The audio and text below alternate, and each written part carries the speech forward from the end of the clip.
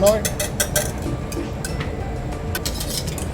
Taide, joka inspiroi, niin se on vähän sama kuin luonnossa käveleminen, että kaikessa, missä tulee tavallaan semmoinen itsekeskeisyys, semmoinen hiljaisuus itsensä kanssa, niin se inspiroi, koska silloin yleensä aina alkaa miettimään asioita vähän eri tavalla ja tavallaan semmoinen niin sanottu pysähtyneisyys. Hyvä ruoka inspiroi aina ja mistä se hyvä ruoka koostuu, niin kyllä se enemmän tuolle lihapohjaiselle menee. Että niin, mä oon aina sanonut sen, että periaatteessa meidän sosiaaliset ongelmatkin väistyis koko ajan, jos ihmiset pysähtyis ruokapöytien ääreen ja keskustelemaan niistä jutuista niin kuin enemmän, sosiaalista syömistä, niin mä väittäisin, että me pystyttäisiin niin kuin kääntämään se, mikä nyt menee mielenterveyteen, niin kun se nostettaisiin, niin me pystyttäisiin puolen tipahtamaan ja kaikki olisi onnellisia.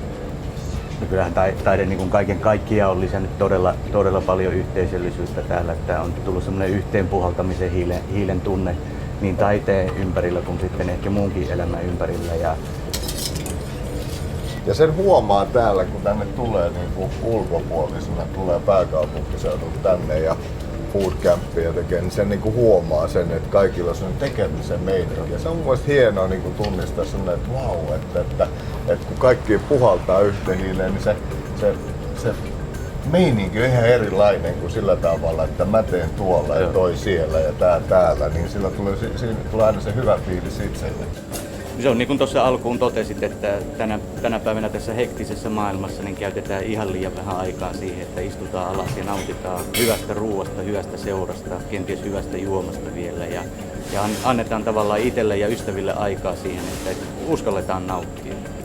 Ja sitten viimeistellään korvasieni ravioli keiton kerran tänne, niin Esa pääset kohta maistamaan.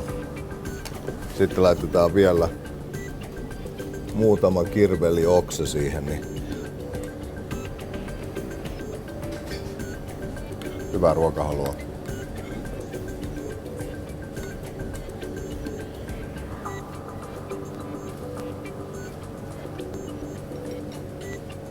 Nämä on just niitä pieniä hetkiä. Nämä on erinomainen esimerkki. Inspiraatioita, yhteisöllisyyttä, nautintoja, taidetta, ruokakulttuuria foodcampissa.